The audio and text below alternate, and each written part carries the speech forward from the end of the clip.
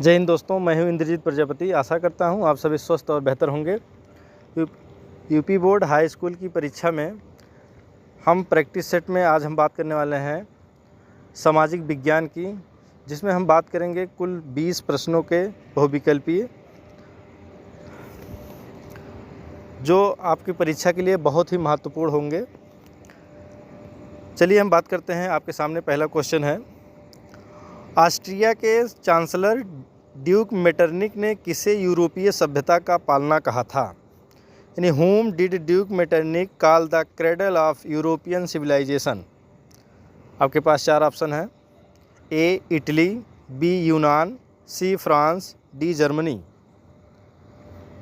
फटाफट इसका उत्तर देंगे। इसमें कौन सा ऑप्शन सही होगा? इसमें आपका दूसरा यानी कि बी यूनान, आपका राइट आंसर होगा बी। अगले प्रश्न की हम बात करते हैं, फ्रांस की क्रांति कब हुई थी? When did the French Revolution take place? यानी फ्रांसीसी क्रांति कब हुई थी? आपके पास ऑप्शन है ए 1788, बी 1789, सी 1790, डी 1787।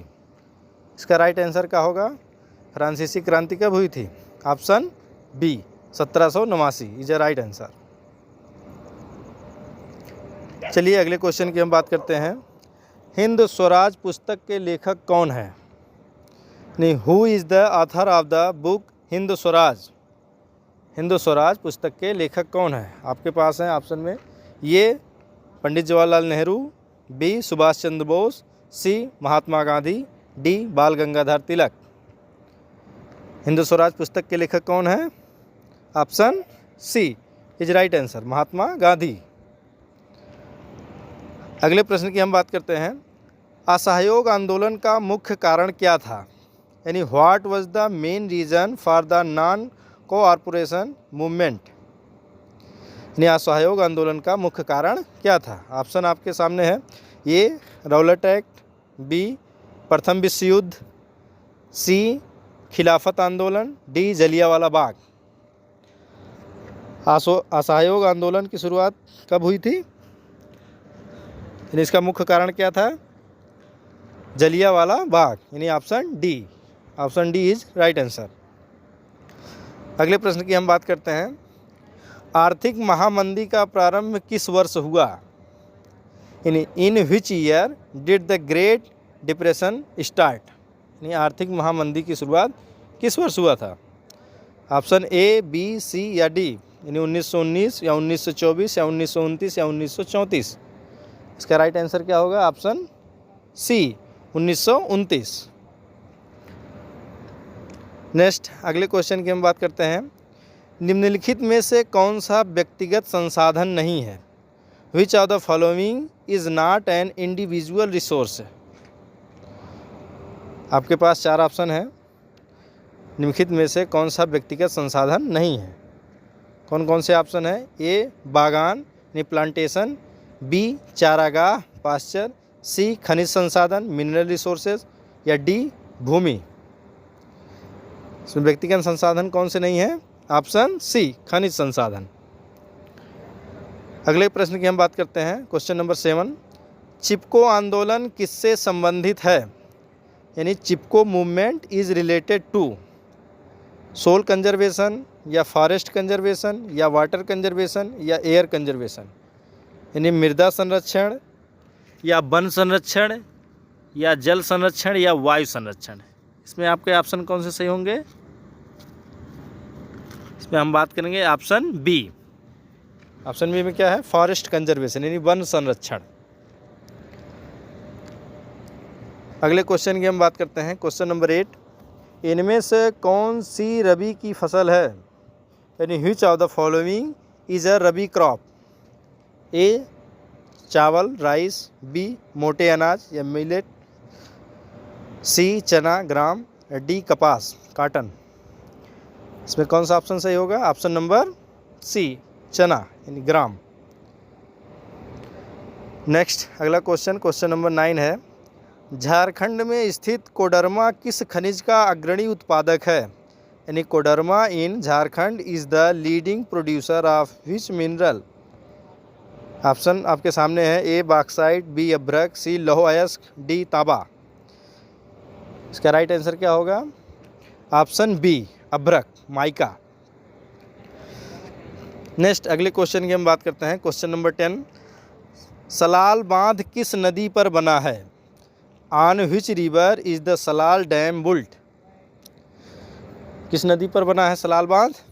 आपके पास 4 ऑप्शन है, चिनाब नदी या महानदी या कृष्णा नदी या सतलज नदी। इसका राइट आंसर क्या होगा?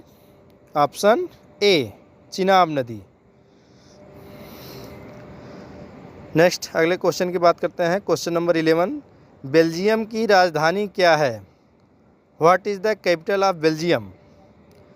आपके सामने 4 हैं, न्यूयॉर्क या ब्रुसेल्स या बैंकॉक या कोलंबो। बेल्जियम की राजधानी का क्या नाम है? Brussels. Option number B is right answer.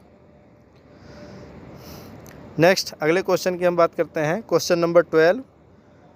संविधान की 8वीं अनुसूची में कितनी भाषाओं को मान्यता दी गई है? यानी how many language are recognised in the 8th schedule of the constitution? कितने भाषाओं की मान्यता दी गई है? 20 या 21 या 22 या 25? में कौन सा ऑप्शन सही होगा? ऑप्शन नंबर सी 22 भाषाओं की मान्यता दी गई है। नेक्स्ट अगले क्वेश्चन की हम बात करते हैं, क्वेश्चन नंबर 13। भारत में पंचायती राज की स्थापना कब हुई थी? When was panchayat Raj establish in India? यानी पंचायती राज की स्थापना कब हुई थी? 1980 या 1990 या 1992 या 2004 में? इसका राइट आंसर क्या होगा? Option C 1992 is right answer.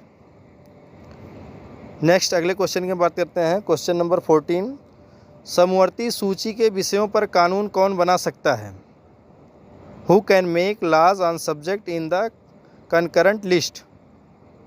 A state government, B central government, C A and B या डी इनमें से कोई नहीं? इसका राइट आंसर क्या होगा? इसका राइट आंसर ऑप्शन सी ए और बी दोनों, यानी राज्य और केंद्र सरकार दोनों बना सकते हैं। Option number C is right answer.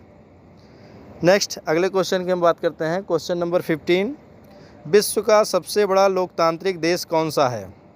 Which is the largest democratic country in the world? विश्व का सबसे बड़ा लोकतांत्रिक देश कौन सा है? इसका राइट आंसर क्या होगा? फटाफट बताएं। इसका right answer option B India. India is right answer. Next अगले क्वेश्चन की हम बात करते हैं, औसत आय को अन्य किस नाम से जाना जाता है?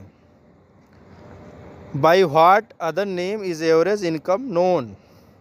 ए total income, B per capita income, C national income या डी नन ऑफ दीज? इसमें राइट आंसर क्या होगा? ऑप्शन नंबर बी प्रति व्यक्ति आय, यानी पर कैपिटा इनकम। इसका राइट आंसर। नेक्स्ट अगले क्वेश्चन की हम बात करते हैं, क्वेश्चन नंबर 17। भारत में सबसे अधिक साक्षरता वाला राज्य कौन सा है? Which is the most literate state in India? यानी भारत का सबसे अधिक साक्षरता वाला राज्य कौन सा है?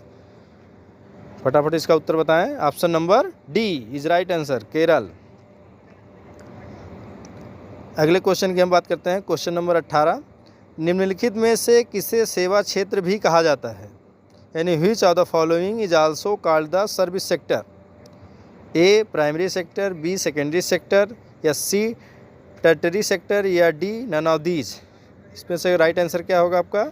ऑप्शन नंबर सी तृतीय क्षेत्र यानी tertiary sector. Option C is right answer. Next अगले क्वेश्चन की हम बात करते हैं, विश्व व्यापार संगठन WTO का मुख्यालय कहाँ स्थित है? यानी where is the headquarter of WTO located? Option A New York या ऑप्शन बी पेरिस या ऑप्शन सी जिनेवा या ऑप्शन डी रोम? इसका राइट आंसर क्या होगा? Option C is right answer, Geneva. Next अगले क्वेश्चन की हम बात करते हैं, भारत में उपभोक्ता संरक्षण अधिनियम कोपरा कब लागू किया गया? When was the consumer protection act COPRA implemented in India? Bharat में उपभोक्ता संरक्षण अधिनियम कब लागू किया गया? 1982 या 1984, 1985 या 1986? इसका राइट आंसर क्या होगा? Option D. Option D is right answer, 1986। आज के लिए हम केवल 20 प्रश्नों की ही बात करेंगे। अगर आज का वीडियो आपको कैसा लगा कमेंट के माध्यम से ज़रूर बताएं। यदि आप इसी तरह से अपनी परीक्षा की तैयारी के लिए MCQ चाहते हैं तो हमारे चैनल को सब्सक्राइब करें। Thanks for watching.